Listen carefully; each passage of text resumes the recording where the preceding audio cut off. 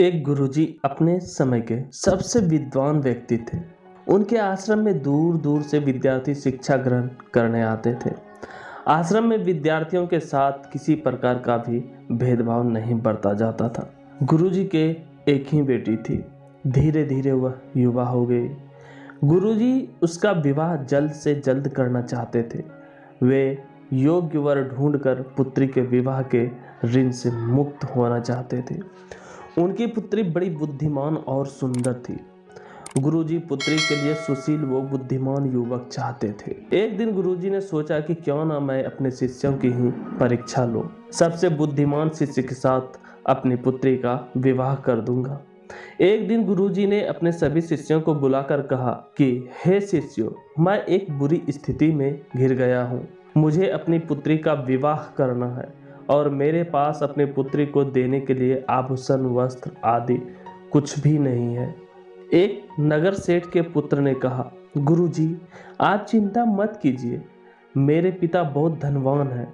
आप मुझे आदेश दीजिए, कीमती आभूषण, वस्त्र आदि का प्रबंध यूं ही हो जाएगा। एक युवराज बोला, आपके एक आदेश पर मैं सोने, चांदी, हीरे, मोतियों की ढेर लगा दूंगा। अन्य शिष्यों ने भी इसी प्रकार से गुरुजी को विवाह की आवश्यक वस्तुएं देने की बात कही, किंतु गुरुजी ने सबसे मना कर दिया और बोले, इस प्रकार तो सभी समझेंगे कि मैंने भिक्षा लेकर अपनी पुत्री का विवाह किया हूँ। आप सभी शिष्यों को थोड़ी थोड़ी वस्तुएं चुरा कर लानी है और किसी को भी पता न लगे कि तुमने चोरी की है। सभी शिष्य बोले, आप चिंता न करें गुरुदेव, किसी को जरा भी पता नहीं लगेगा। हम सभी आवश्यक वस्तुएं चोरी करके ले आएंगे। सभी शिष्य अलग अलग स्थानों पर चले गए। लगभग सभी शिष्य वस्त्र, आभूषण चुरा कर लाए, किंतु पदम सिंह नामक एक शिष्य ने कुछ भी चुरा कर नहीं लाया। गुरुजी ने सभी शिष्यों को एकत्रित किया और बोले, सभी शिष्य कुछ न कुछ चुरा कर लाए हैं, परंतु पदम सिंह, तुम अब तक भी कुछ चुरा कर नहीं लाए। पदम सिंह ने कहा, गुरुजी, मैं भी कुछ न कुछ चुरा कर लाना चाहता हूँ, परंतु आपका आदेश ही ऐसा था जिसने मुझे प्रतिदिन चोरी नहीं करने दी। आपने कहा था कि किसी को भी पता न लगे कि हमने चोरी की है। गुरुदेव, आपने हमें शिक्षा दी थी कि हमारी आत्मा सब कुछ देखती है, फिर मैं अपनी आत्मा से चोरी को कैसे छिपा सकता था।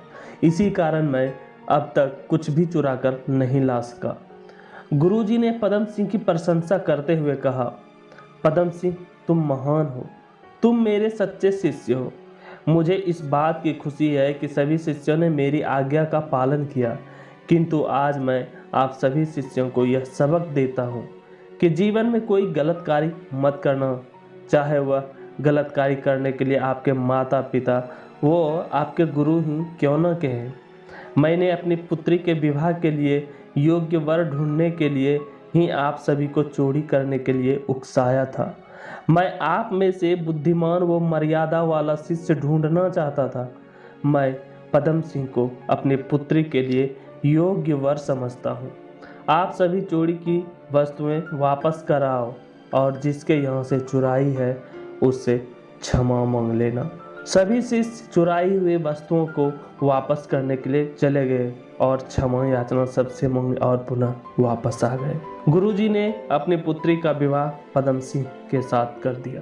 तो दोस्तों, ये गुरु और एक शिष्य की कहानी आपको कैसी लगी? अगर आपको इस कहानी से कुछ सीखने को मिला हो तो आप ऐसी ही शिक्षा दोस्तों के साथ शेयर करने के लिए इस वीडियो को शेयर करें। और अगर आप मेरे चैनल पर पहली बार आए हैं तो इस चैनल को सब्सक्राइब जरूर कर लें और बेल आइकन प्रेस जरूर करें।